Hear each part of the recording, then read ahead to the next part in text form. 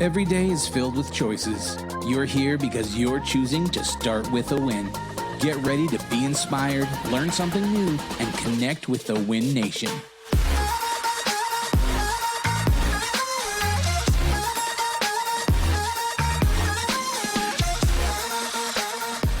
Coming to you from RE/MAX World Headquarters in Denver, Colorado, it's Adam Contos, CEO with Start With a Win. I'm actually not at RE/MAX World Headquarters right now. I'm in the remote studio looking at producer Mark across the screen. How you doing, buddy?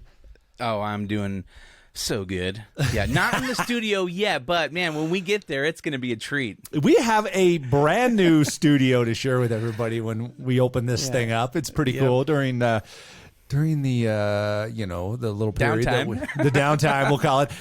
We actually rebuilt our a couple of our floors at RE/MAX headquarters, and my studio was one of those. So yes. Mark had a lot to do with that. It was really Top cool. of the 12th floor. That's it. There you go. So, hey, we have a really interesting show today, Mark. I'm excited about this. A great business leader that has a very interesting business model that's been around for many, many years. Are you ready to jump into this? I'm ready. Let's do this. Let's do this. All right. So we have with us today Scott Landers. He has been president and CEO of Monotype since January 2016 after previously serving as the company's COO and CFO. Wow, the whole C-suite here.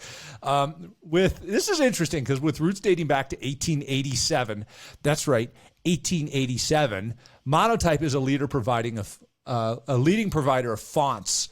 So, type fonts to thousands of brands and millions of creative professionals around the globe. So typefaces like Helvetica, Futura, I can't pronounce some of them, Times New Roman, you all know that one, Arial, things like that. All of these different types call Monotype home.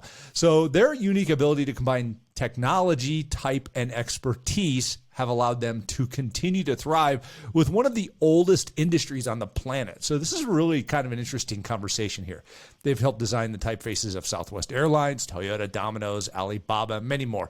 So before that, Scott was VP of Global Finance at Pitney Bowes Software, which is a $450 million division of Pitney Bowes.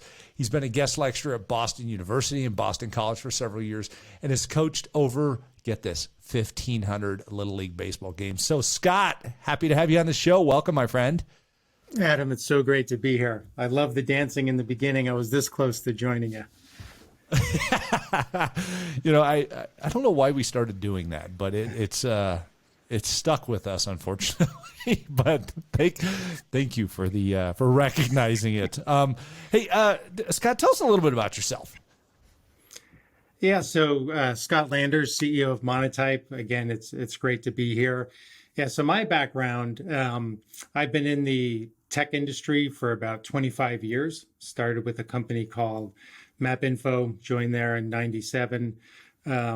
Worked there for about 11, 12 years, saw it from about 60 million up to about 200, and then joined Monotype here back in 2007. And it's been a wonderful ride. Again, being able to see company from about $100 million in revenue to grow in excess of 200, and just really been fortunate, over my career to work at organizations where the folks around me have been so supportive in my own growth, right? So I've been able to move up the ladder really with just two companies and build a really nice career. So when I first joined Monotype, I was the chief financial officer, and we were public at the time, and we used to do these investor meetings. Which you may be used to as well, right? You meet hundreds of people in a given day. And one of the slides we put up that really got the company to resonate with investors was telling them, is you interact with Monotype's IP more than any other IP on the planet. So Adam, I would bet you today, before you got here, right? Maybe you worked out and maybe you were wearing your athletic gear, and the name of that company was Monotype's, using Monotype's fonts. Perhaps when you got ready, the packaging around your shampoo perhaps had our fonts on it. The credit card you used to buy your Starbucks could have had our font on it. When you show those images to folks, or we said to them, go out into Times Square and look around, how many times do you see text? It's probably a high likelihood that text came from us. I want to take a step back in time. How do you take and continue to evolve a company that is about typeface, that is about fonts. I mean, where do you go next? How do you continue to build upon that success?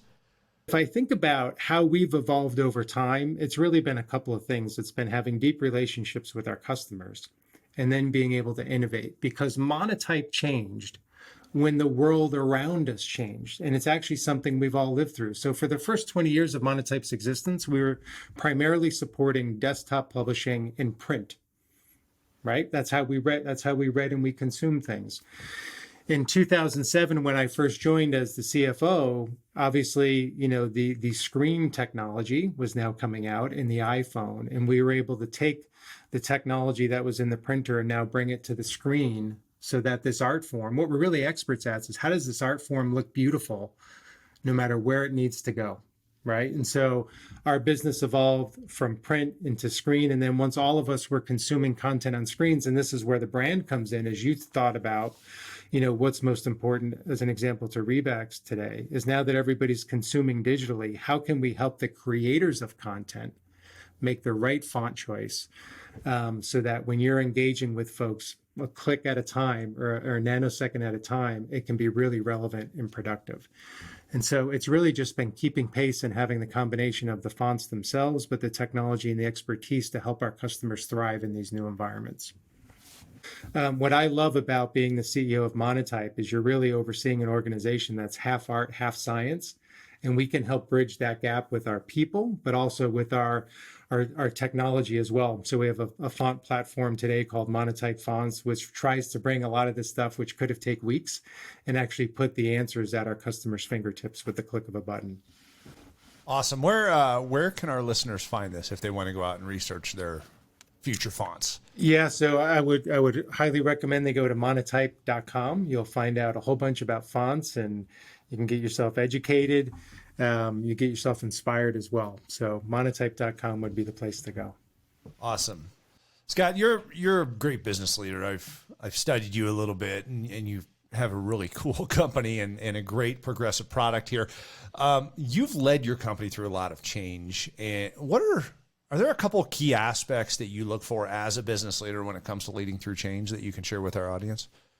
Yeah, so as it relates to leading through change, I mean, I guess there's a couple of different things I would say. One is you got to keep your customer at the center, right? And the big transition for us at Monotype is the first 20 years, our fonts were primarily embedded in products you use. So we had 20 customers that were buying on behalf of billions of people. That shifted dramatically for us when we now moved to the creative side, where folks like you were thinking about, how does my website, my app, my digital ad look great? So we had to build the capability to serve the customer at scale. And so for us, we were almost like a startup in a 25-year-old company. We hired our first product marketer, product management, and VP of marketing 25 years after the company was started. Right. So there I would say is, just keeping the customer at the center and building, the tools, within the company to make sure you can get that feedback as quickly as possible so it can inform your next move. So Scott Landers, CEO of Monotype, I have a question for you that I ask all of our guests on the show. And we love these answers because these are little golden nuggets of how do I make myself better, happier, more successful each day. So Scott, how do you start your day with a win? So that's an easy one. I give myself 1 hour a day. And the 23 hours are for everybody else, but, really giving myself the time, putting it on the calendar. And for me, it's one hour of exercise, and I am totally hooked on the Peloton. I got a mug here from one of my coworkers for Christmas. It's been life changer. Right. And I got this thing before the pandemic, but obviously with the pandemic, it's been huge. I've converted a lot of folks. I think there's millions of people who've joined that revolution, but, giving yourself the hour to clear your head. Right. And so you can be better for everybody else. Right. I think has been really a difference maker. Great advice. Thank you so much, Scott. Thanks for being on Start with a Win. Well, thanks so much. It's been a pleasure. And thank you so much for listening to Start With a Win. If you'd like to ask Adam a question or tell us your Start With a Win story, give us a call and leave us a message at 888-581-4430. Don't forget to go onto iTunes and subscribe if you just listen to this show passively and whatnot. Actually, go in there and click that subscribe button, because then you'll get notified every single time a new episode gets uploaded. And for more great content, head over to startwithwin.com. You can also find Adam on Facebook, Instagram, Twitter, wherever you prefer to do your social mediaing. Adam will be there. And until next time, Start with a win.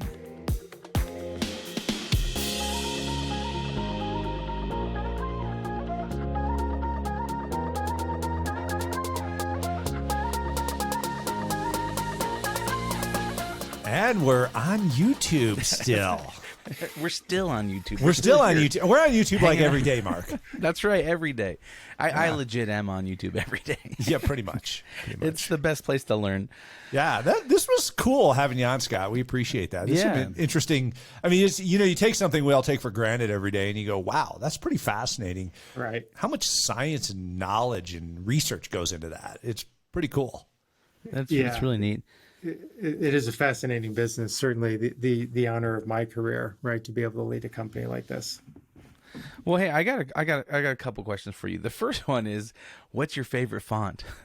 I will have to go with Helvetica. It is the most popular font in the world. It is a timeless classic. What's really interesting about a font like Helvetica is it can be both modern, right? It can look classic.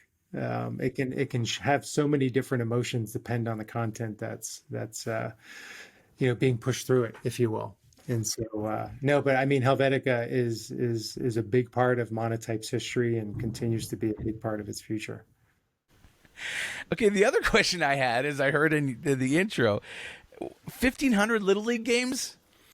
Yeah, it's funny. What the heck's going on there? Yeah, I went to I played baseball growing up, and I went to this small school in Syracuse, New York, called Lemoyne College, and I played baseball there, and I sat the bench a lot there. That's probably why I became a good Little League coach, because I got to watch and observe how it was done. But yeah, when I graduated college, my little brother was 6 years old. And so I actually started coaching him in T-ball. And then by the time he was 13, I had my own children, and I ended up having 4 of them. And so I tallied it up one day, and gosh, I think it was over 20 years of over easily 50 plus games a year. And probably still the best job I've ever had, and the most rewarding. Oh man, I bet. That's awesome. Yeah, I'm sure. Yeah. Good for you. I mean, that's a big part of people's lives. So you had a big contribution to so many. That's pretty cool. It is, and going back to the corporate world, right? It's what made Monotype great. Like I remember, here I was the CFO of a publicly traded company, and I'm leaving twice a week at 3:30 in the afternoon to get home to coach Little League for my kids, right? And I was just thinking of what a gift that was, right, from my boss, from the company, to allow that type of flexibility. And, it's really been, my honor to kind of pay it forward. I remember a couple of years later, the controller who had worked for me was saying, hey, I'd love to get to a couple of my kids' basketball games. And I said to him, I'm like, Matt, if you don't go to every one of those high school basketball games, you're crazy, right? Because there's only one shot at that, and then it's done. So I think that's the other half of kind of being a good leader, right? Is recognizing that there's a whole person there you need to develop. That's fantastic.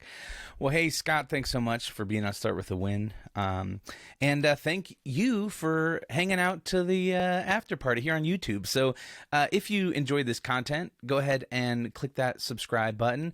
If you click on that thumbs up, that will show this video to more people. And if you click on that bell icon, you'll also get notified every single time a new episode gets released here on YouTube. So thanks so much. And until next time, we'll see you when we see you.